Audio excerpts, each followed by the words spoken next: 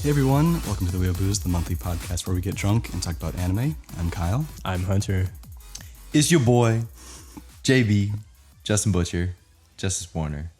Hey Hunter. Follow him on Instagram. Follow me on Instagram. I post about depressing stuff, but I'm not depressed. Literally, his last Instagram first post was like, "We only live to die," and then he had like, no joke, probably 15 different hashtags about like depressing shit. He just likes to be edgy. What are we drinking? So, two things. One is this New Belgium Oak Spire, which is a bourbon barrel ale. So right when I tasted it, I was like, something's funky about this, and that's why it's bourbon barrel aged.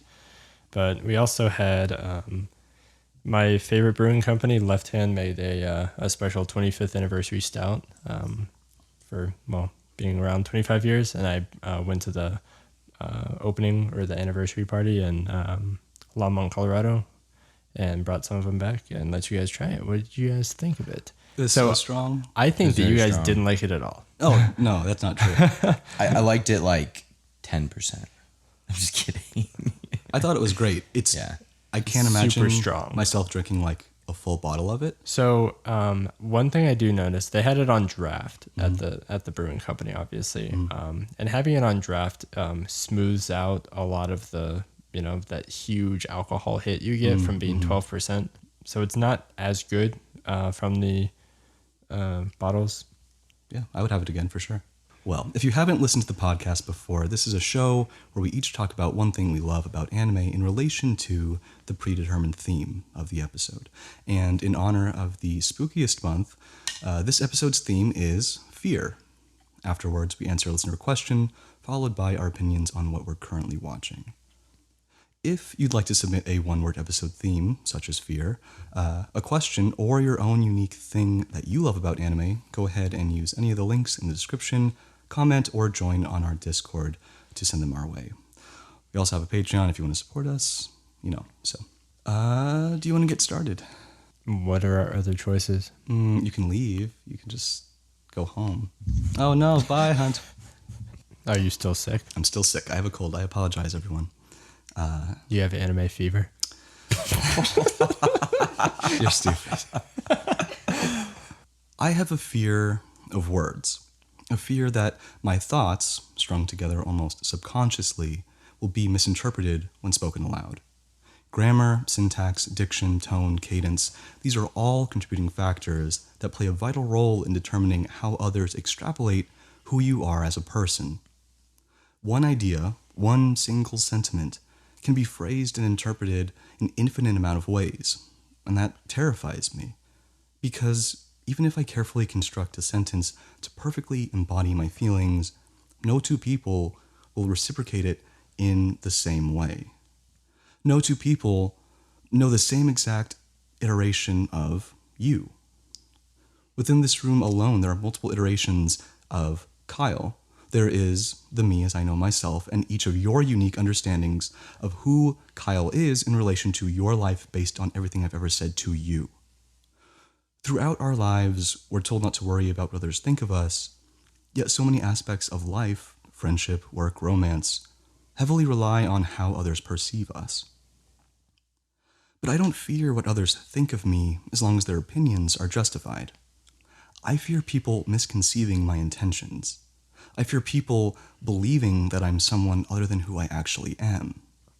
Which is why I find Satoshi Kon's film, Perfect Blue, to be so deeply unsettling. Perfect Blue is a film about identity. Mima, our protagonist, is undergoing a career transition from pop idol to an actress. And during this transition, this alteration of identity, Mima is faced with numerous accounts of unjustified scrutiny. Scrutiny not only in regards to her decision, but towards her intrinsic character as well. We hear gossip about Mima from the general public as they cast doubt, criticize, and make assumptions about the motives behind her actions. We see Mima through the eyes of her friends as they push and persuade her to either embrace or reject a new public persona. We learn about Mima in the way she is perceived by her stalker through fraudulent online diary entries. And we know Mima as she knows herself. That is, until she begins to question which interpretation of herself is her true self. It also doesn't help that Mima's new career as an actress requires her to pretend to be other people. Her role in particular being a character with a form of dissociative identity disorder. As Mima's grasp of her very being begins to slip, so does her sense of reality. Relinquishing herself to the overwhelming prejudice surrounding her, she begins to confuse falsified statements and fictional events with fact. Mima, in her most crazed state, retreats to her stalker's diary as a means to solidify her existence, almost finding solace in their words. Their words become her truth. In comparison to fears associated with danger, like drowning, heights, or darkness, a fear of words, or to be more accurate, a fear of being misunderstood, may seem inconsequential. Yet words are an expression of one's inner self, a verbal representation of the soul. So to have them be rendered ineffective is dehumanizing. Imagine the blank stares of utterly confused coworkers, classmates, strangers, or friends as you yearn for them to derive meaning from what they can only interpret as nothing other than sounds pouring from your mouth. It's for this reason I restrain myself when talking about anime to non-anime watchers. There is a predetermined lack of comprehension, and those who are unable to comprehend are labeled as weird or crazy. By severing the connection that links true self and perceived self, Perfect Blue instills this unique portrayal of insanity. And insanity is intriguing. We're not only enthralled by characters who experience mental breakdowns like the cast of Evangelion, but we value villains who are able to articulate devastatingly corrupt viewpoints in a thoroughly convincing manner, like Johan from Monster.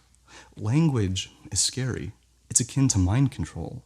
Your words can remain with someone like in Masamune no Kun's Revenge. They can ruin a potential relationship like in nearly every romance anime. They can corrupt, deceive, persuade, and if they're taken away, an integral component of our identity is lost. Who are you without your ability to communicate? I don't know how we're ever supposed to go after you when you do so well. I think this podcast should just be us listening to you and be like, yes, good point. Yeah. No. Nice job, If Kyle. you keep saying that about yourself, you'll never surpass me. I fear not being able to surpass you, Kyle. Whoa. I live in Kyle's shadow. No, guys. No. It's funny that you talk about the power of language because that is your medium. That is what you use to shape your ideas and to share who you are with the world, is your language and words.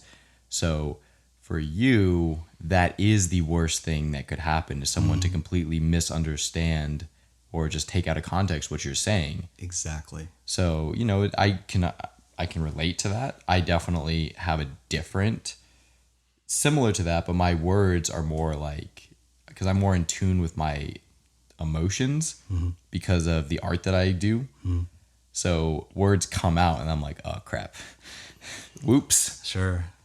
As opposed to my music, which is, how I communicate. And that's how I don't want people to misunderstand what I do with that. Definitely. Right. And it shows with how, anyone that looks on the Discord can kind of see your little trials and tribulations with trying to write anything new and how many times you'll get so close to a finished product and scrap it all because you're afraid of something happening, which is also funny because right now you're live and lowering your inhibitions with drinking, which is That's why I drink. the easiest way for something that you say to be misinterpreted or for your true self to come out because you're no longer scared of judgment. Yes. You high functioning Alcohol is a solution. You try to hide the fact that you don't have 6 or 7 anime posters in your room, and we all know you do. I don't hide that. to the outside world you do. Maybe not to your fans, to your community. Right. Well, I'm glad I was able to communicate my idea of fear to you clearly. How many times did you write that and edit it and reread it? I don't think that's an exciting thing to hear. wondering. It takes a long time. It takes about a week to write, and then but I say a week to write. But as I've said before, I work on the podcast during brief periods of free time, during work. So I say a week, but it was small intervals of. Okay, sure. See, the interesting thing is you and me have such a different approach to writing because I write, a lot, but you have like such a distilled way of going about writing and using language, as I am like just like 100% emotion and just like it just comes out. When I try to like overthink stuff, never works. When it just comes out because like the emotion is so strong, way better. I mean, it depends on the person. It's difficult when I do this, but I edit while I write, so it will take me 20 to 30 I minutes don't to see write how a you sentence. couldn't edit while you write. Like I find it bizarre that somebody would just blast the page with stuff and then go back to it and see if it, see if it makes sense, see if you can. It depends on the kind of writing though. Like if you're writing like, like a lot of the authors that I love spent a lot of time really dissecting what every word that they're using means. Now with other mediums, there's so much more into it, like, so that matters less, right? Because like if the emotion matters, what with the language that you're writing, it's like what you're saying Right. matters. It doesn't matter how you say it. I mean, it does a little Oh, bit. no, I disagree. You think so? You don't think so? Totally. Well, the cadence and all, you're right. Language is so complex, but Are you talking about his word choice and how he says it, or are you talking about literally the word, his speech, his vocal inflection, his the timbre? take and the performance. Like, Okay. I mean, does it really matter that much how your performance is, as long as it's like the consistency is there? You know think what? everything I think it matters. does matter, because if it sounds like he's reading off of a script, which on some of your earlier videos was probably one of your criticisms. Sure. Trash. Oh, He has fixed it. But I'm saying that's something that people can notice, and it almost it doesn't take away from it as much as one might think, but it's, I don't know, when you read as if you're just reading paper, it feels like there's less emotion in it. Like Definitely. you're just, Yeah, it's less organic, right? Well, it's just More like like you're taking it and then reading it aloud. It's not coming from the heart. It's not. yeah. Let's go on to someone else's topic. Okay, me, great. Yeah, you go. With this month's topic of fear, it comes at an interesting time in my life because, fear is such a powerful emotion. It's such a negative emotion, but it has something that is so pervasive that it can be, can freeze us in our tracks. And I find myself relating to a lot of the anime, a lot of characters in anime in regards to fear. A lot of the, essentially, I'm at a point in my life where there is a lot of big decisions and a lot of life-changing, events on the horizon. Purchasing my first house and being on my own and being like completely, taking this big step that could be great, but it could also be incredibly risky and dangerous, and and committing in a relationship and like living with someone and accepting all these things that could be amazing but could also be like really terrifying and like terrible. So I see myself and I'm like, dang, like this is crazy. And then I think of like all these anime characters that had that same exact decision at the episode 1. They're sitting on the precipice of like a new life and a new adventure that has a lot of reward, but also like incredible danger and change that is terrifying. In Full Metal Alchemist Brotherhood, the Elric brothers decide to undertake responsibility and to confront their mistakes head on and become state alchemists. Even though it's not easy, it's incredibly challenging. They're young, and they have a lot of baggage. Akita in Devilman Crybaby, he has to make that decision when he gets the power of a Devilman to retain his humanity and to not give in to the fear of what he's become. And it's definitely not easy, but when you watch, there's so many different iterations of this, but at the underlying theme that's same with all of it is this unknown, the fear. But you have to continue forward and and take great risk in order to get rewards.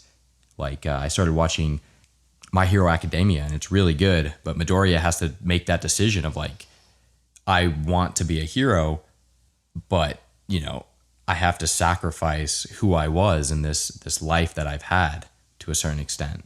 So, it's very different than some of these other characters, but it's no less, there's definitely a lot of fear involved with that. And he overcomes that, in that first episode where he charges in and saves Bakugan.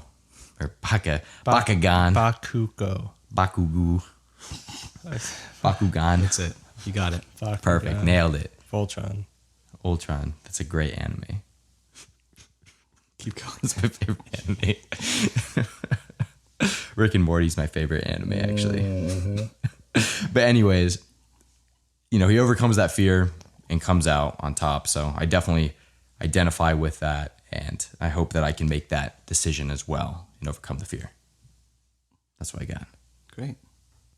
Yeah, I can totally relate. I think that's, in fact, maybe one of the most relatable fears among a lot of people our age.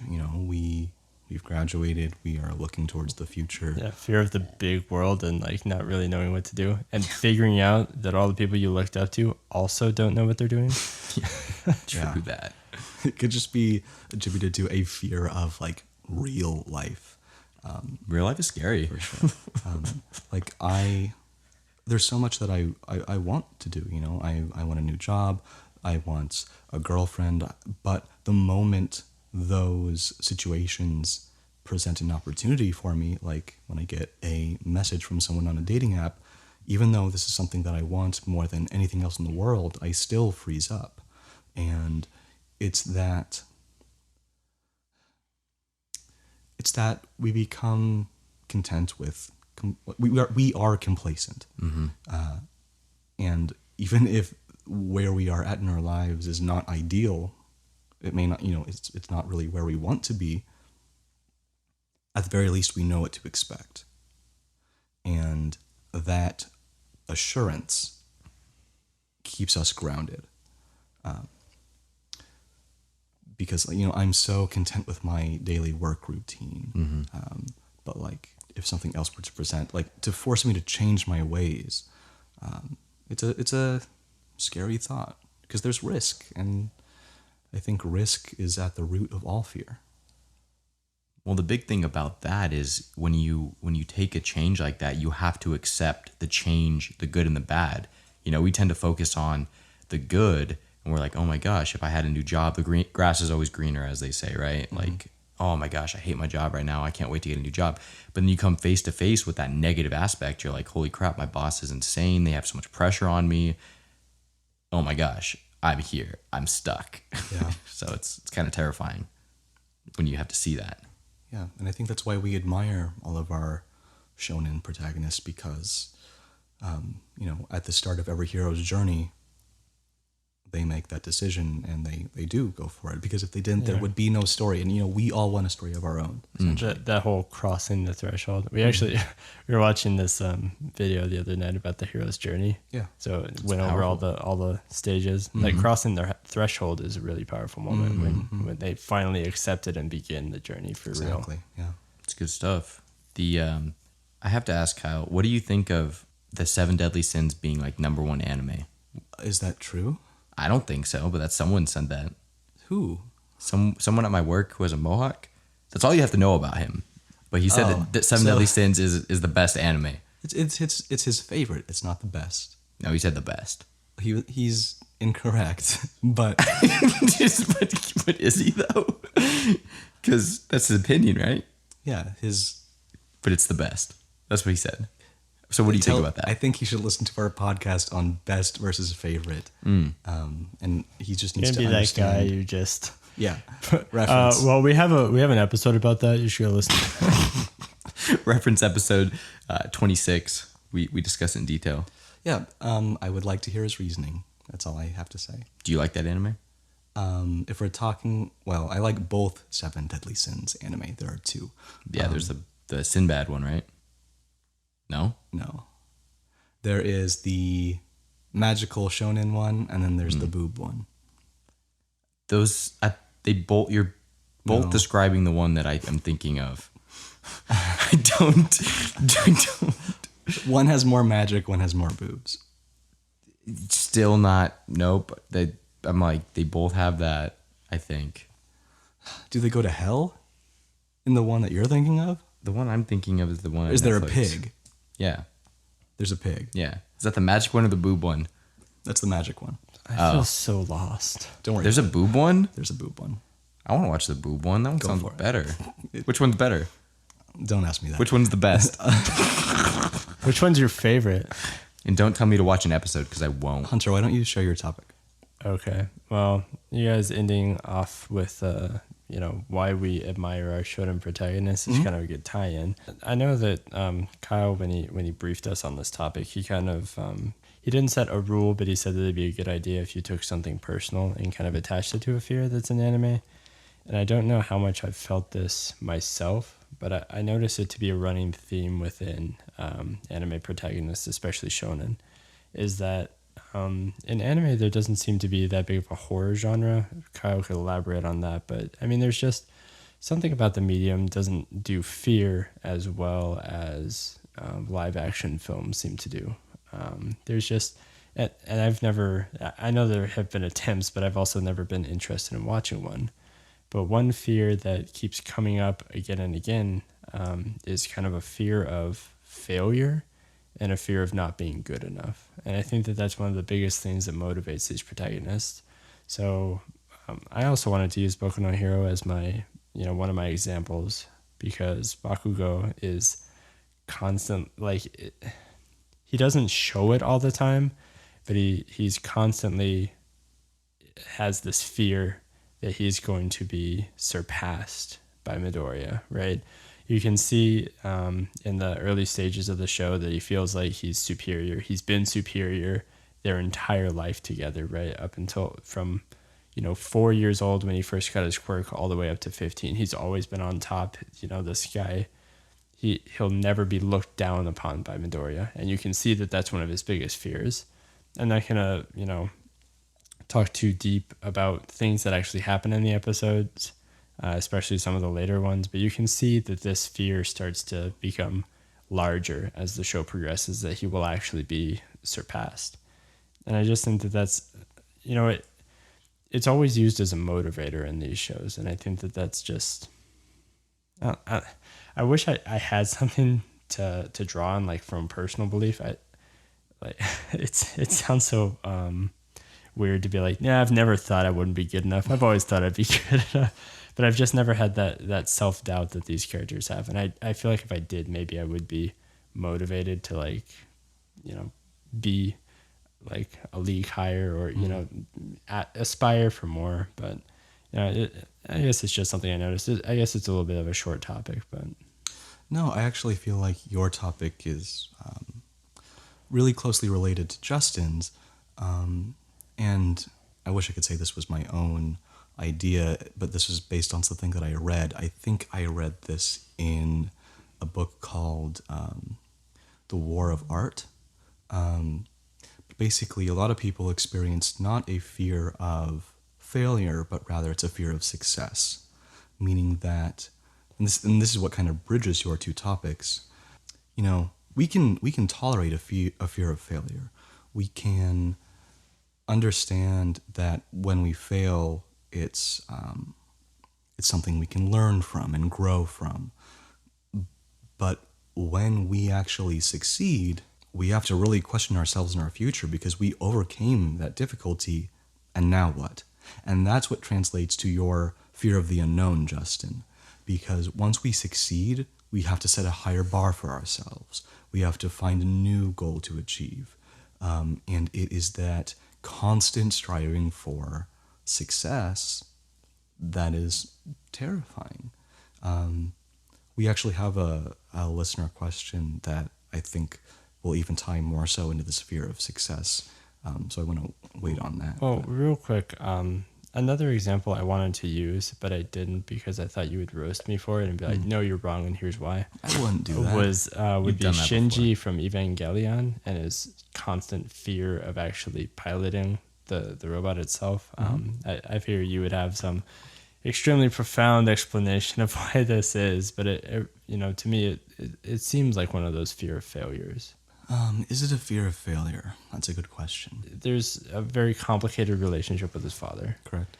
There's multiple facets to this, but I think that every time he experiences something while piloting the Ava, he has a fear of getting back in, right? Getting back, Yeah, experiencing it again. it's a painful experience. I mean, I think to be honest, Shinji's fear is contrasting the lack of fear in most mecha anime. A lot of mecha anime say, "Hey, you're a 14-year-old boy, get in this Gundam and fight a war." And he's like, "Okay, that sounds fun." But Evangelion, just puts a realistic twist on a 14-year-old's mentality, which is like, "Hey, we need your body to make this Ava function. Get in and you might die." And he's like, "Fuck that." I'm not like, But he's also the only one in the show that acts like that. The other two main Ava pilots are, one is extremely confident and one is basically emotionless. right. And I think that's why they are able to pilot. One is so confident in herself and wants to show off that she does it as a method for getting attention, and the other is built or made to serve that purpose. I don't know. That might be a different. There's a reason. Yeah, I mean, I wanted to know your thoughts on it. I know you would know better than anybody how to approach that. No, I think we all touched on really good, solid, fearful topics. They're not outright spooky topics, but I didn't think that would happen in the first place. It's really hard to do that. Like, honestly, like I was thinking about it and I was like, there's no like downright scary animes. I mean, I guess. So. Yeah, in fact, that was our topic a year ago when we did horror. Why anime aren't there scary anime? Yeah. for last Halloween? Anyways, well, I think we can move on to questions, but first we do have a submission of sorts. This was actually a YouTube comment that someone wrote regarding their own take on our topic from last month. Hunter, would you like to read this one for me? Okay. Just because I'm trying to save my voice. Okay. So here we this go. comes from Ember on YouTube. Love, huh? Might as well say what message of love sank into me the most when it comes to anime. There was a girl named Kaori. I feel bad if I mispronounce this. Kaori. Kaori in Strawberry Panic, who became very attached to a collection of flowers in a greenhouse. She saw them as delicate, beautiful things protected from wind and rain. They would never know the suffering of a drought. Any concerns were quickly taken care of by people. Their lives were entirely sheltered from all harm plants in nature would normally have to go through.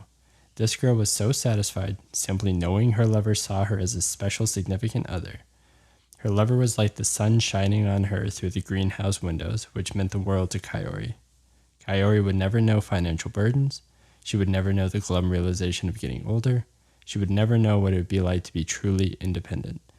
Kaori was just told she had no more than 3 months to live. Oh, Jesus. Death hung over her head, yet she was at peace knowing she had a lover that acknowledged everything about who she was. Strawberry Panic is a heavily underappreciated anime. Bite me.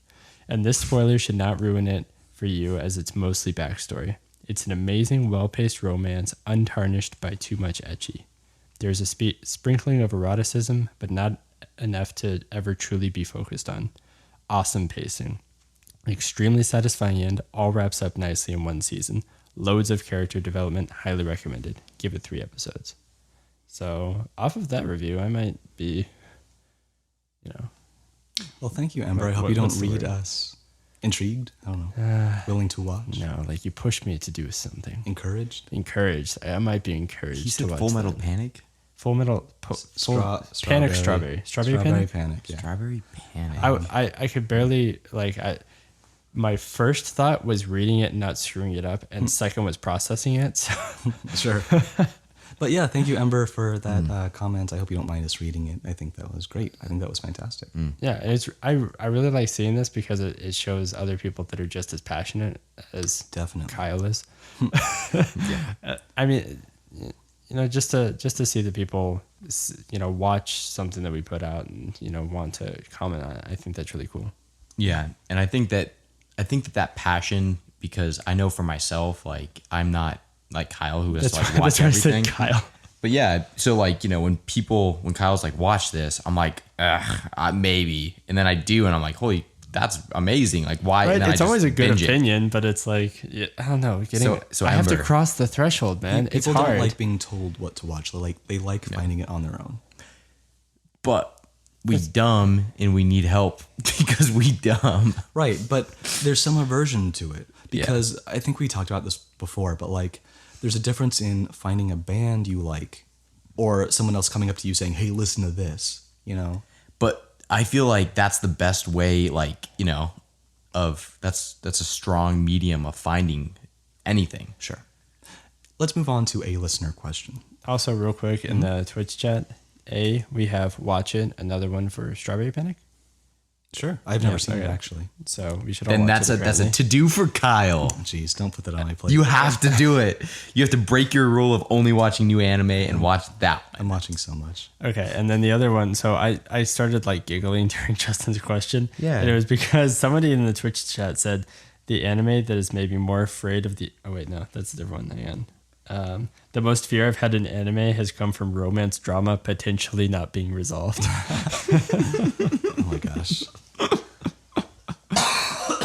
Yeah, it was like very unopportune laughing. Yeah, I was because I was like- like, oh my gosh, don't laugh at me. Like, No. It was in the Twitch chat. Like it just come up at that moment. It's funny. Our listener question comes from DeathHJ on Tumblr. They ask, has there ever been a speech from an anime that has really touched and moved you in some way? For me, it's Gut's speech to Casca in the episode of Berserk, Bonfire of Dreams.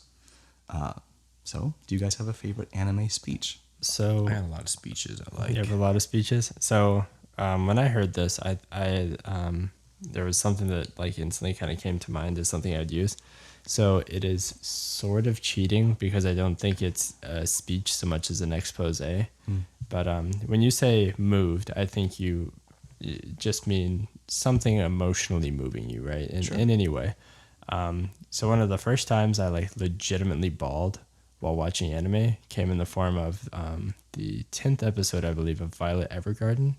So I don't know how much spoiler to give here, but essentially, you know what? I'm just gonna say spoilers ahead because I can't really explain the speech without saying what happens. Mute for about 30 seconds if you're listening afterwards. If you're listening live, I don't know. So in Violet Evergarden episode 10, there's a scene where Violet is writing letters for a little girl that doesn't really understand what's going on.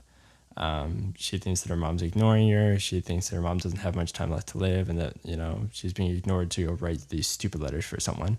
Come to find out at the end of the episode, the letters start appearing on her doorstep on her birthday for 50 years after her mother passes away, and her reading them and finding out how much her mom loved her and how much she wants her to exceed on her 18th birthday. Like, have you found a new boy yet? You know, all of these things, like just tears running down my face while watching this. Like, it was one of the saddest things I'd ever seen in a show. So I would say that moved me. So, I can't say that my answer is moved me, but I did find it incredibly interesting, like as far as the speeches. So, it was one of the speeches from Death Note. I liked Death Note. It's when L is making an announcement to Kira. Is this on the rooftop when it's raining? Well, no, it's the one where he talks about. Whoa, this isn't your answer. Yeah, wow, damn. It's basically when he addresses Kira and he talks about monsters and how, you know, he's terrified of essentially sociopaths and like, you know, some of the things that he says, he's like, you know, they pose as humans even though they have no understanding of the human heart. They eat even though they've never experienced hunger. They've studied even though they have no interest in academics. They seek friendship even though they do not know how to love. If I were to encounter such monsters, I would likely be eaten by them because in truth, I am that monster. So to me, it was so interesting because he's basically like, sociopaths are the most scary kind of monsters because they know how to manipulate, and I am a sociopath. So basically, that is the one person that can defeat me, yet, you know, I'm up against this. That's so good. So yeah, it was a great speech, and it's really interesting because I do think about I'm very interested in the world and the politics of the world, but I hate politics. So I'm always interested in like, how much of a role do sociopaths have in the world that we live in? Yeah. And so when he kind of calls that out, and it's like, whoa, like that's crazy that to think of like a chess game of sociopaths versus sociopaths Yeah. playing with our lives, like they're meaningless. Exactly. Yeah, that's great. It was a good, interesting, I wouldn't say moving. Thought provoking. Yeah. It moved your thoughts. Great. Moved my Shut up. So many anime speeches have moved me that I wouldn't even know how to choose one or another. So to make it easier on myself, I just picked the most recent speech that resonated with me. In March Comes In Like a Lion, there's a story arc that involves a high school girl who was outed for bullying and was forced to partake in counseling with the principal. And after a few sessions, the girl Takagi asks, "So, Sensei, did you find an answer? Did you find a reason for why everyone has to put effort and try their best?" And the principal replies, "I've been thinking a lot and I couldn't find an answer. I racked my brains, but in the end, to be honest, I came up blank. It's strange, isn't it? And when I thought about it, I realized I never even had any doubts about it. Why was that? It's hard to make an effort, but I always assumed people had to do it. All this time, I thought making an effort was something you did for your own sake. Anyway, I'd been told that often enough that I don't even remember who first said it to me or where I'd heard that idea. Now that I reached this age, I felt that phrase was true from the bottom of my heart. For the longest time, I probably just wanted to become a better person than I was back then." And then Takagi interrupts, "So we're talking about you now? Is this going to take long?" The school bell chimes and he responds, "No, time's up," and begins to leave. Right now, I think you have a lot of anxiety that you don't want to do with. You haven't done anything in your life yet, so you don't know your own capabilities. That's the cause of your anxiety. You refuse to make an effort with anything because you're scared of learning your own capacity and being disappointed by it. But Takagi, it's okay to be disappointed.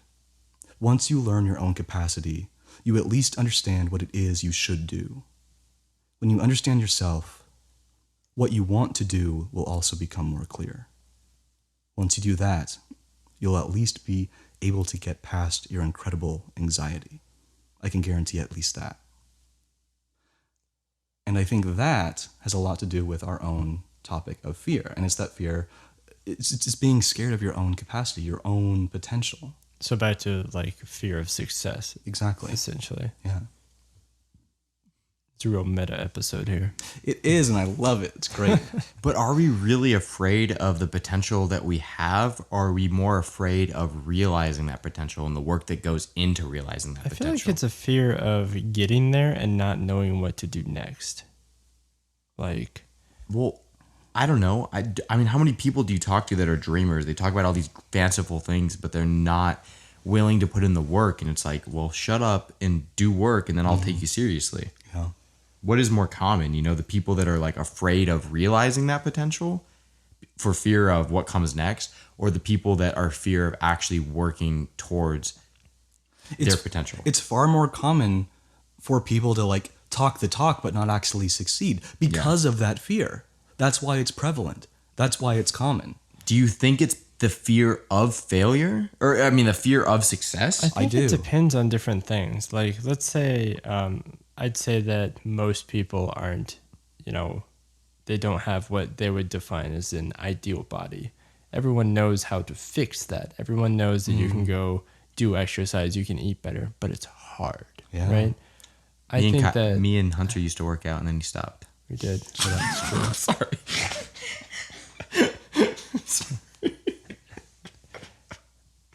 Anyway, working out doesn't just mean lifting weights. I play basketball.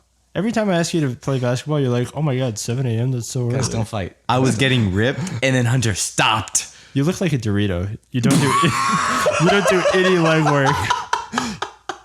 I've never seen you squat. I hiked Camelback yesterday. You know how much of a leg workout All that right, is? let's move on. Let's move on to what we're watching. What are we watching? We watched Boku no Hero and we watched the movie. We watched the movie. Yeah, that was fun. But When's the movie in the timeline? It's not. well, so mid separate? there is a sort of, it's not a recap. It's like a filler episode where they do some random thing that doesn't have anything to do with the story. And the last maybe 5 minutes of that, they kind of do this hype up for what the movie will become. And then the movie is its own separate thing that's maybe halfway through the third season. Okay. And then it comes back to what's happening. Okay. Like every shonen Actually, movie, it might be between the second and third season, I would say, he has depending on what Midoriya is able to do during the right. film. Yeah, he has full cowling. Yeah, he has full cowling. So Cowling? What the fuck? but you've seen the second season, haven't you? Yeah, but cowling? It's called cowling. Cowling. So, What the fuck is cowling? anything else? Anything else, Hunter? No, what the fuck is cowling? What is that? No one knows. I don't know, man. It's an anime word. Just let it happen. I would say that Boku no Hero is the only thing. Yeah, that's all we've been watching. Justin. I want to go. Yeah. I finished Yuri on Ice. Oh, how was that? Super gay. It was gay. Yeah, it was great. It was very unsatisfying because nothing happened. Right? Yeah, they didn't fuck. They didn't fuck. So the fear of the romantic plot not being realized. Well, here's my problem. So the one dude, Yuri, did not win. Whoa, And spoilers. him and Yuri and him and Ivan, him and what's his name? Yuri? No, the other guy. Yuri. The main guy. Yuri. No, the other guy. Yuri. The coach. Oh, I don't know. Sebastian. It's been so long. The guy. Anyways, it was just like, I don't know, it was just ridiculous. But anyways, it was very enjoyable. It was very enjoyable. It was good. And then I watched Boku no Hero. And So I'm Boku no Hero is like really good. clearly the new big three, right? It's part of the big. If there will be That's a another debate. big three shonen, Boku no Hero is going to be part of it. I enjoy it Because- thoroughly. because and I it's watched had- it all very recently, from episode 1 to almost end of season 2, and it's incredibly addicting. Apparently, the cowling definition is the removal of a vehicle or aircraft. The removable cover of a vehicle or aircraft engine. So And it's a just like a bunkai. And a cowl is a So hood. basically, he does his 5% shit. That's what you're talking about. But like everywhere. Yeah. Yes. Yes. You're correct. You're Where there. did that even come into Shut up. play? Shut up. Okay.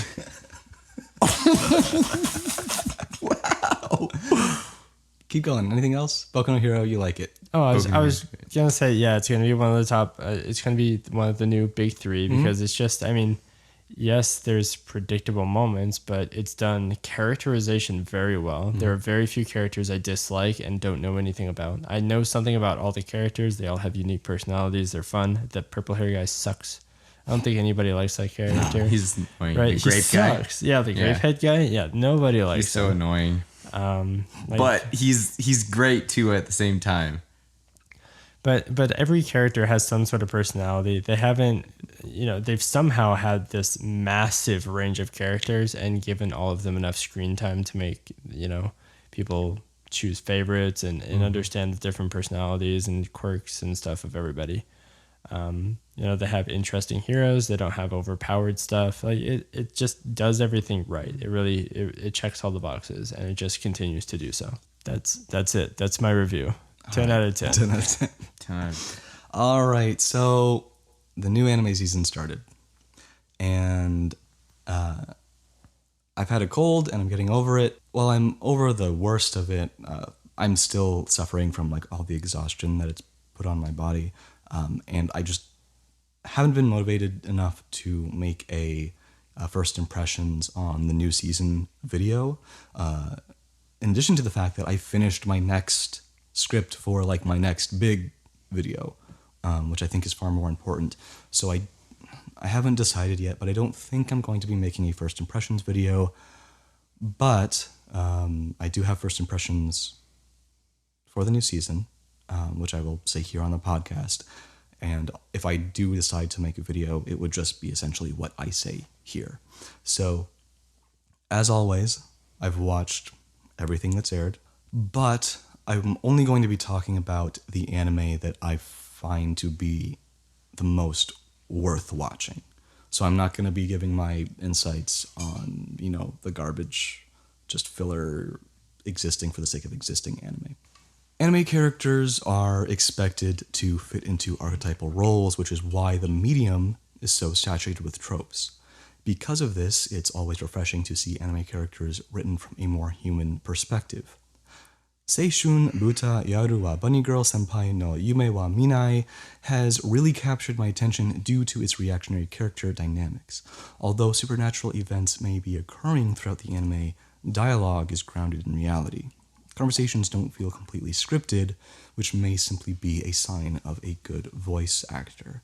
But that goes to show how characters act like people, not like anime characters, within reason. Also, it's been a surprisingly emotional experience only after 2 episodes, especially for a show with Bunny Girl in the title. Karakuri Circus captures one of the many things I adore about anime, which is to take a fundamentally bizarre concept and completely ignore how weird it is. Unlike self-indulgent, wacky media that love to make its audience revel in its own self-proclaimed craziness, Circus presents the weird as normal and runs with it. Aesthetically, it felt reminiscent of Hunter x Hunter with narrative vibes of Ushio Tutora, which makes sense because it's written by the same author. His works feel like mini time capsules to early 2000, and they feel simultaneously fresh and nostalgic. I like Kazega Suyu.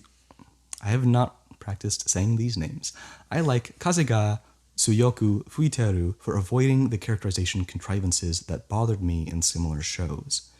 After a certain point, Free became too melodramatic to be believable, or, at the very least, I found myself unable to empathize with any of the characters or relate with any of their interactions with one another.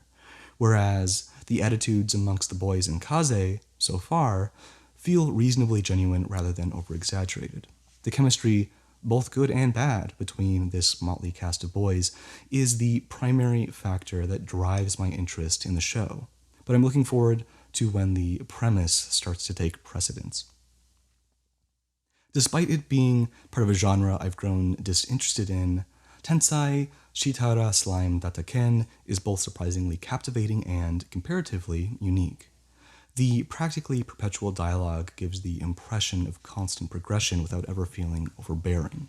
And while the show may thrive off its usage of tropes, the plot, or even the humor, doesn't rely on them.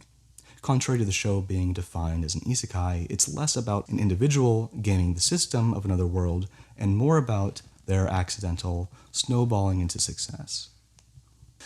Zombieland Saga is a ruse. The anime tricks its viewers into thinking they're watching a zombie anime when in actuality, it's yet another idol anime. But man, is it stupidly endearing. I found myself legitimately laughing out loud on several occasions, and the rap battle in episode 2 was way better than it needed to be. It was unjustifiably good. Zombieland would have received attention based on the premise alone, but the remarkable execution of some of its jokes has earned my attention. Plus, the dualistic appearances of all the girls' character designs is something I thoroughly enjoy.